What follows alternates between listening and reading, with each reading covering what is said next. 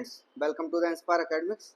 तो आप लोगों को याद होगा लास्ट क्लास में हम लोग हाइड्रोकार्बन्स में केमिकल इफेक्ट्स ऑफ एल्कीन पढ़ रहे थे, या फिर हम बोल सकते हैं जो केमिकल रिएक्शंस हैं एल्कीन की वो पढ़ रहे थे, जिसमें कि हमने काफ़ी सारी रिएक्शंस को कंप्लीट कर लिया था। आज हम नेक्स्ट रिएक्शन ऑक्सीडेशन के बारे में पढ़ेंगे ना। तो ऑक्सीडेशन रिएक्शन क्या होती है बेसिकली? तो ये जो रिएक्शंस है जिसमें कि हम बोल सकते हैं एल्कीन जो होगा वो ऑक्सीजन की प्रेजेंस में रिएक्ट करेगा, ओके, या फिर ऑक्सीजन के साथ में रिएक्ट करेगा, तो उसे हम क्या बोलेंगे? Oxidation reaction. ओके, तो alkenes on reaction with cold dilute aqueous solution of potential permanganate, इसे हम क्या बोल सकते हैं? Baeyer's reagent produce vicinal glycols and decolorization of KMnO4 solution is used as a test for unsaturation। Okay, इसका क्या बोल सकते हैं? अनसेचुरेशन के लिए यहाँ पर क्या यूज कर रहे हैं? decolorization of KMnO4 solution is used as a test for unsaturation. Okay, तो यहाँ पे हम क्या कर रहे हैं? ऑक्सीडेशन करवाएंगे एल्कीन की। ओके, तो एल्कीन की ऑक्सीडेशन करवाने के लिए हम रिएक्शन को समझते हैं कैसे होगा ऑक्सीडेशन। तो यहाँ पे CH2 double bond CH2 present है हमारे पास, और हमने बोला कि एक्वस कंडीशन में ले रहे हैं, यानी कि वाटर हम ले रहे हैं प्लस ऑक्सीजन, है ना, ऑक्सीजन ले रहे हैं, और किसकी प्रेजेंस में? Dilute KMnO4। ओके, क्योंकि हमें पता है काफी अच्छा ऑक्सीडेशन ऑक्सीडाइजिंग एजेंट है ना। तो KMnO4 हमने ले लिया एट हाई टेम्परेचर, या सॉरी एट नॉर्मल, ये कोल्ड टेम्परेचर पर हमने ले लिया 273 केल्विन पर, है ना, 273 केल्विन पर ले लिया हमने। तो इसके बाद क्या होगा? CH2 बॉन्ड CH2 यहाँ पे OH, और ये OH यहाँ पे एडिशन हो जाएगा। ओके, यानी कि हमारे पास जो एल्कीन थी इसका अब हमने क्या करवा दिया? जो अनसैचुरेटेड एल्कीन थी उसको हमने कर दिया सैचुरेटेड एल्कीन में कन्वर्ट, या फिर एल्कोहल में कन्वर्ट कर दिया हमने। इसका नाम क्या बोल सकते हैं हम? Ethane 1,2 diol. Okay, ethane 1,2 diol, या फिर हम इसको बोल सकते हैं ग्लाइकॉल। तो ये हमारे पास रिएक्शन है, इसको हम इस टाइप से करवा सकते हैं। नेक्स्ट रिएक्शन इसी के थ्रू और क्या एग्जांपल ले सकते हैं हम? CH3 CH double bond CH2। अब देखो हमारे पास ये क्या है? अनसिमेट्रिकल एल्कीन है, यानी कि प्रोपीन हमने ले लिया। तब हम क्या कराएंगे? H2O प्लस ऑक्सीजन की प्रेजेंस में फिर से डाइल्यूट KMnO4। ओके, KMnO4 ले लिया हमने 273 केल्विन, ये हमने करवा लिया। अब इसके बाद CH3 CHOH CH2OH। ओके, इसका नाम हो जाएगा हमारा प्रोपेन 1,2 डाइऑल। ओके, ये हो गया हमारा प्रोपेन 1,2 डाइऑल। इसका नाम हम हो गया हमारा प्रोपेन 1,2 डाइऑल। यहाँ पे हम लोगों ने देखा कि ऑक्सीडेशन रिएक्शन कैसे हो रही है। और हम अगर एग्जांपल लें तो एसिडिक पोटेशियम परमैंगनेट में क्या होगा? एसिडिक पोटेशियम परमैंगनेट और acidic K2Cr2O7 oxidized alkene to ketones और acidic depends upon nature of the alkene and the experimental condition. देखो ये क्या कर रहे हैं? हम K2Cr2O7 लेंगे तब ऑक्सीडेशन कैसे होगा? आइए रिएक्शन के थ्रू हम समझते हैं इसको। तो CH3 ट्वाइस यहाँ पे C and double bond CH2 KMnO4 और H पॉजिटिव, ये आ गया। इसके बाद CH3 twice and C double bond O, यहाँ पे बन गया हमारा कीटोन, है ना, और साथ में कार्बन डाइऑक्साइड गैस बनेगी और वाटर यहाँ पे रिलीज हो जाएगा। ये सारी रिएक्शन हमारी कर सकते हैं। ओके, तो यहाँ पे क्या होगा हमारा? Propane 2 on. तो प्रोपेन 2 ऑन हमारा फॉर्मेशन हो गया। इसका नाम था 2 मिथाइल प्रोपीन। 2 मिथाइल प्रोपीन, तो इससे 2 मिथाइल प्रोपीन से हमने बना लिया क्या?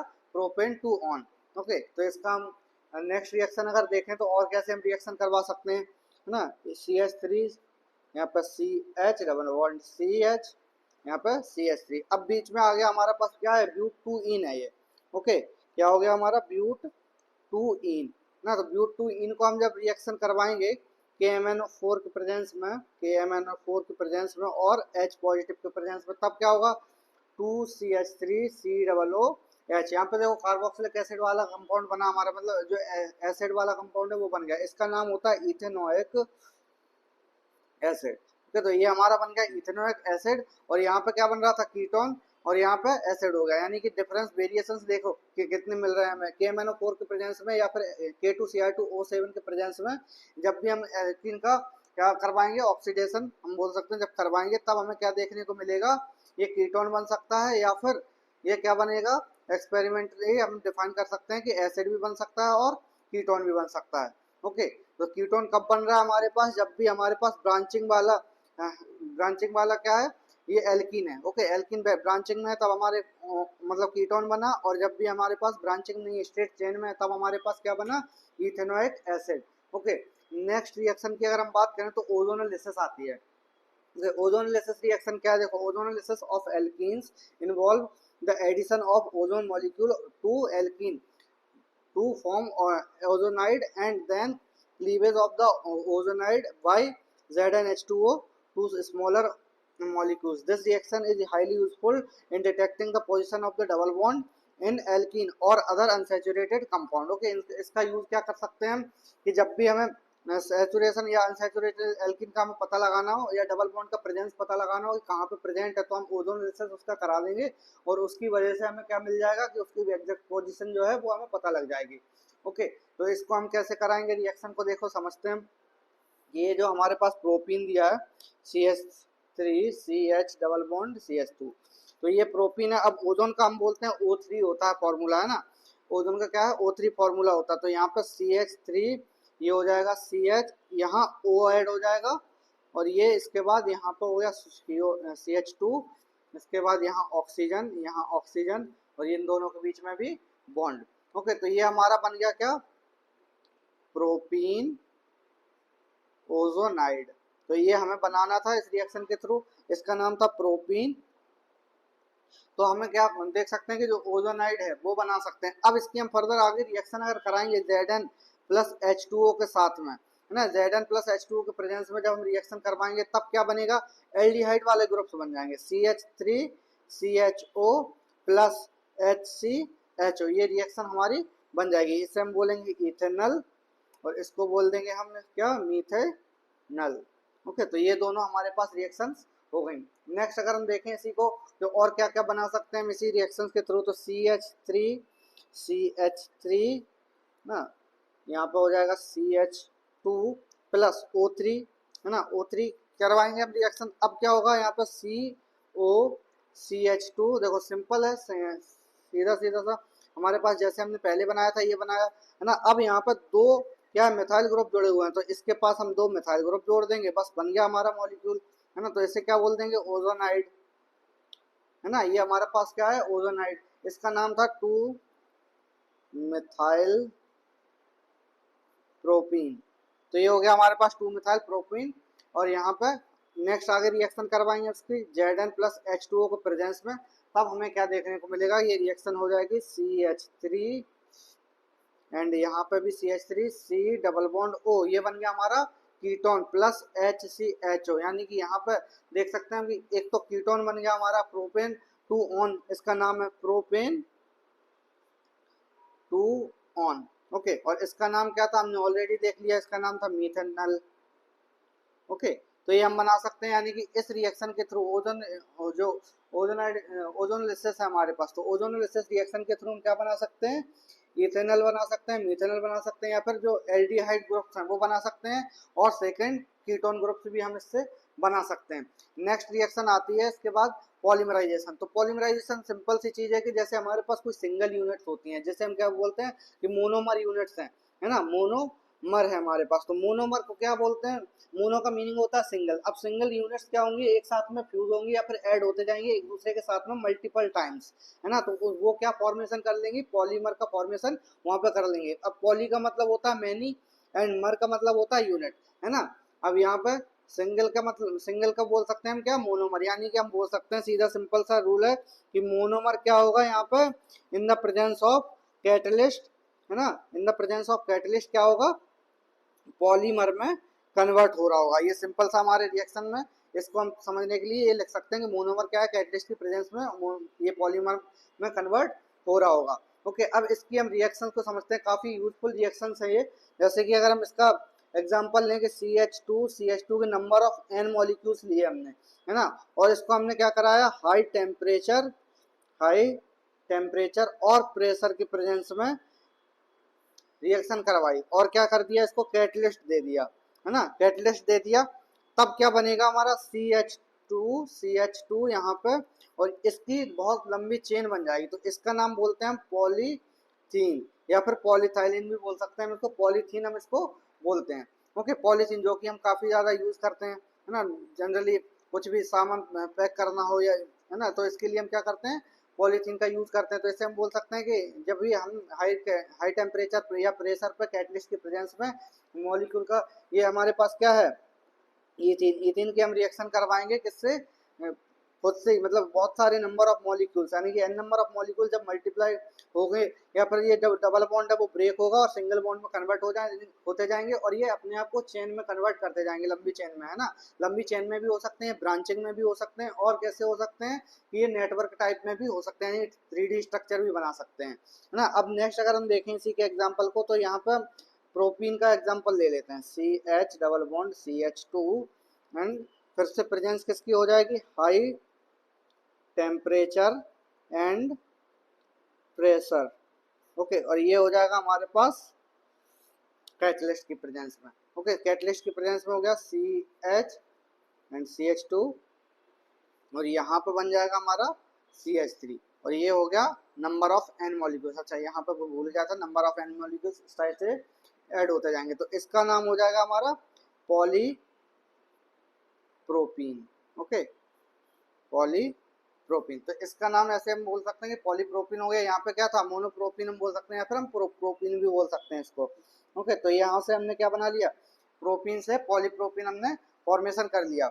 ओके, अब इसके यूजेस क्या क्या हो सकते हैं, जैसे हम लोग ये जो पॉलीमर्स होते हैं इनके बहुत सारे यूज होते हैं इन डेली लाइफ। अगर हम देखें तो डेली लाइफ में बहुत ज़्यादा यूज करते हैं, मल्टीपल टाइम्स एक ही चीज़ को यूज करते हैं, जैसे प्लास्टिक हुआ हमारा, है ना, या फिर PVC के जो पाइप्स हुए, पॉलीविनाइल क्लोराइड बोलते हैं जिसको, है ना, या फिर हम अगर टेफ्लॉन की बात करते हैं, नायलॉन की बात करते हैं, ये सारे एग्जांपल्स किसके, पॉलीमर के ही एग्जांपल्स हैं, है ना। जब पॉलीमर्स क्या होता है, बेसिकली हम लोग यूज करते हैं डेली लाइफ में, बहुत ज़्यादा यूजफुल है ना। तो अब इसके और हम जो NCERT में एग्जांपल्स दिए हैं या फिर यूजेस दिए हुए हैं वो हम पढ़ लेते हैं। तो polymerisation is used for manufacturing of plastic bags, squeezed bottles, and refrigerator, dishes, toys, pipes, radio and TV cabinets etcetera. ये सारी चीज़ों में हम, ये तो बहुत कम ही एग्जांपल्स दिए हुए हैं NCERT में, हम लोग बहुत सारे मल्टीपल एग्जांपल्स और ले सकते हैं जहाँ पे हम यूज करते हैं, है ना। पॉलीप्रोपाइल जो पॉलीप्रोपीन है वो कहाँ यूज होता है, is use for the manufacture of milk crates, है ना, plastic buckets and other moulded articles. तो इसको हम क्या कहाँ पे यूज कर सकते हैं, मोल्डेड आर्टिकल्स में यूज कर सकते हैं, यानी कि एक शेप से दूसरा शेप किसी चीज का बनाना हो हमें, तो हम वहाँ पे यूज कर सकते हैं। ओके, तो ये हमारे पास क्या है कि एल्कीन वाला जो टॉपिक है, एल्कीन के हमने प्रिपरेशंस को देख लिया, प्रिपरेशंस के अलावा हमने क्या रिएक्शंस को देख लिया, इसकी फिजिकल प्रॉपर्टीज को भी देख लिया, है ना, पढ़ लिया हमने इनके बारे में। अब अगर हम देखें नेक्स्ट टॉपिक हमारे पास एल्काइन। तो एल्काइन क्या होता है, देखो हमने अभी पढ़ा है कि जो डबल बॉन्ड वाले कंपाउंड्स हैं उसे हम बोलते हैं एल्कीन, सिंगल बॉन्ड वाले कंपाउंड्स को बोलते हैं हम क्या, एल्केन। अब हम ट्रिपल बॉन्ड वाले कार्बन होंगे जो कंपाउंड्स होंगे, ट्रिपल बॉन्ड ऐसे, है ना, यहाँ पे और भी मॉलिक्यूल्स जोड़ सकते हैं, तो ट्रिपल बॉन्ड वाले जो भी कंपाउंड्स होंगे उन्हें हम क्या बोल देते हैं, एल्काइन।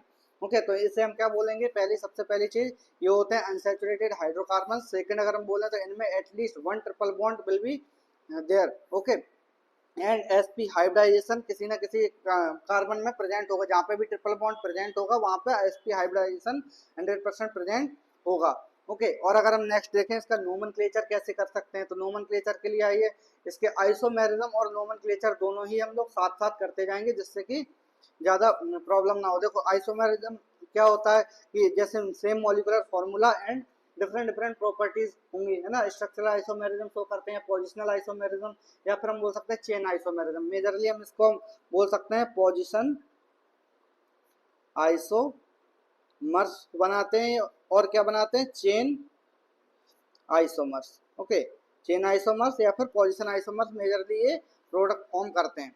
ओके, और अगर हम बात करें नोमेनक्लेचर की, तो नोमेनक्लेचर जैसे हमने एल्कीन में देखा था, जो रूल्स लगाए थे वही रूल्स हम इसमें लगाने वाले हैं। ओके, तो इम्प्लीमेंट करेंगे हम रूल्स का साथ साथ एग्जांपल्स के थ्रू। तो सबसे पहले समझते हैं ये क्या है, हमारे पास एक मॉलिक्यूल दिया हुआ है जिसका नाम, अभी हम करेंगे नोमेनक्लेचर, तो कैसे करेंगे, इसके इस तरफ से हम नंबरिंग करेंगे 1 2 3 4 5, क्योंकि यहाँ पे हमारे पास ट्रिपल बॉन्ड प्रेजेंट है ना, ट्रिपल बॉन्ड प्रेजेंट है तो हम उसको देंगे पहला नंबर यानी 1, और उस साइड से हम जो लॉन्गेस्ट चेन है उसकी तरफ चलते जाएंगे। तो इसका नाम क्या हो जाएगा, पेंट 1 आयन। इसका नाम क्या रख देंगे हम, पेंट 1 आयन, क्योंकि हमें पता है इसका सफिक्स जो होता है वो आयन होता है ना। नोमेनक्लेचर लिखते टाइम इसको सफिक्स में आयन लिखते हैं, जैसे एल्कीन में ईन लिखते थे, इधर पे हम क्या लिखेंगे, आयन, है ना। नेक्स्ट अगर हम देखें, इसी का डेरिवेटिव निकाल लेते हैं।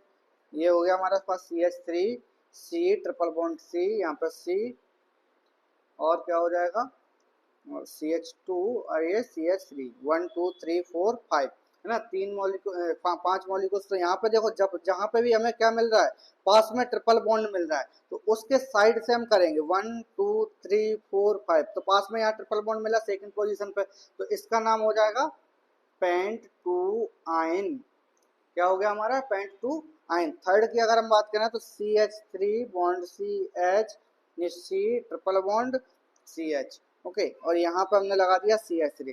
तो ये इसका नाम हो गया हमारा 3 मिथाइल ब्यूट 1 आयन, क्योंकि हमें पता है कि इस साइड से नंबरिंग करेंगे, इसमें 1 2 3 4, यहाँ पे क्या हो जाएगा, मिथाइल ग्रुप जुड़ा हुआ है थर्ड पोजीशन पे, तो इसके लिए हमने बोल दिया 3 मिथाइल, और ब्यूट यानी कि 4 की चेन है, यहाँ पे 4 कार्बन की चेन, तो यहाँ पे हमने बोल दिया ब्यूट, और ये फर्स्ट पोजीशन पे आयन ग्रुप जुड़ा हुआ है तो 1 आयन हो गया। ये नोमेनक्लेचर इस टाइप से हम कर सकते हैं। अब इसमें अगर हम आइसोमेरिज्म सर्च करें तो कौन सा आइसोमेरिज्म कैसे होगा, तो इसको हम नंबरिंग कर देते हैं 1 2 3, जिससे कि हमें समझने में आसानी हो। ओके, तो यहाँ पे 1 और 2 जो होंगे, है ना, वो क्या होंगे, जैसे हम बोल सकते हैं पोजिशनल या फिर पोजिशन आइसोमर्स।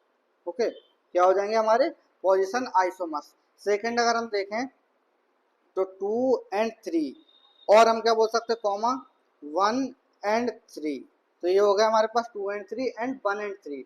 ओके, तो इसे हम बोलेंगे क्या, चेन आइसोमर्स। तो ये हमारे पास दोनों टाइप के आइसोमर्स हो गए, पोजिशनल आइसोमर्स या फिर चेन आइसोमर्स यहाँ पे शो कर रहे हैं। अब कैसे शो कर रहे हैं, देखो पोजीशन में हम लोग जानते हैं कि जब भी ट्रिपल बॉन्ड या फिर जो भी फंक्शनल ग्रुप है उसकी पोजीशन चेंज होगी, है ना। तो इसमें क्या हो रही है, यहाँ पे फर्स्ट पोजीशन पे प्रेजेंट है और इसमें सेकंड पोजीशन पे प्रेजेंट है, तो ये दोनों आपस में क्या होगा, फर्स्ट वाला और सेकंड वाला पोजिशनल आइसोमर्स, है ना। और अगर थर्ड, सेकंड और थर्ड में देखें तो सेकंड में यहाँ पे चेन में प्रेजेंट है और यहाँ पे ब्रांचिंग में आ गया, तो इसे हम बोल सकते हैं चेन आइसोमर्स। और फर्स्ट वाले में भी लॉन्गेस्ट चेन में मतलब 5 कार्बन की चेन बनी हुई है, यहाँ पे 4 कार्बन की चेन बनी हुई है और एक ब्रांचिंग में, तो इसे हम क्या बोल रहे हैं, चेन आइसोमर्स। अब एक क्वेश्चन आता है एनसीईआरटी में, he write structures of the different isomers corresponding to the fifth member of the alkyne series, है ना। अब इसके लिए हमें क्या करना है, नोमेनक्लेचर करना है फिफ्थ मेंबर का और इसके आइसोमर्स का नोमेनक्लेचर करना है साथ साथ। ओके, तो समझेंगे हम इसको कैसे करें। तो फिफ्थ पोजीशन पे क्या प्रेजेंट, फिफ्थ मेंबर की बात करें तो क्या होता है फिफ्थ मेंबर एल्काइन ग्रुप का, तो सबसे पहला तो होता है C2H2, ओके, C2H2, फिर होता है C3 और ये H4, है ना, C4H6, C5H8, C6H10। तो ये हो गया फर्स्ट, ये सेकंड, ये थर्ड, ये फोर्थ और ये फिफ्थ। तो ये हो गया हमारे पास। तो फिफ्थ वाला कंपाउंड हमें लेना है, तो फिफ्थ कंपाउंड का हमें क्या करना है, सबसे पहले नंबरिंग करेंगे, है ना, या सॉरी इसका हम पहले सबसे पहले स्ट्रक्चर्स बनाएंगे और उसका नोमेनक्लेचर करेंगे। तो आइए हम सबसे पहले बना लेते हैं, इसका आंसर भी एनसीईआरटी में दिया हुआ है, मैं एक बार आपको समझा देता हूँ कैसे करना है हमें। ये CH2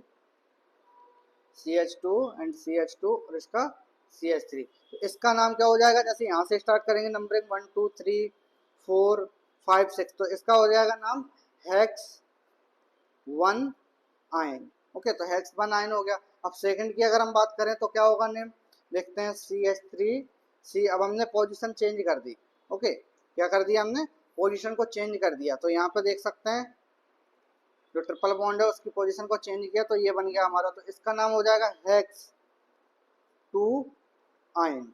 ओके, हेक्स 2 आयन हो गया, है ना, 1 2 3 4 5 एंड ये 6।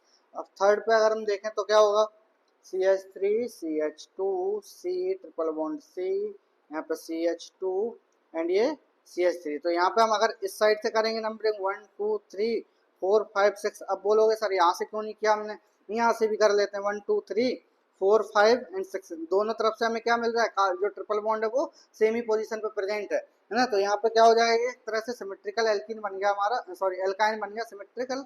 तो यहाँ पे हम बोल सकते हैं कि थर्ड पोजीशन प्रेजेंट है, तो इसका नाम क्या हो जाएगा, हेक्स 3 आइन। अब हमने ये तो बना लिए तीनों जो कि है हमारे पोजिशनल आइसोमर्स। अब नेक्स्ट अगर हम देखें तो और क्या बना सकते हैं इसका, जो भी हमारे पास चेन आइसोमर्स है वो भी बनाना स्टार्ट कर देते हैं। तो सबसे पहले ये बनाते हैं C H triple bond C and C H two C H और ये सी एच थ्री।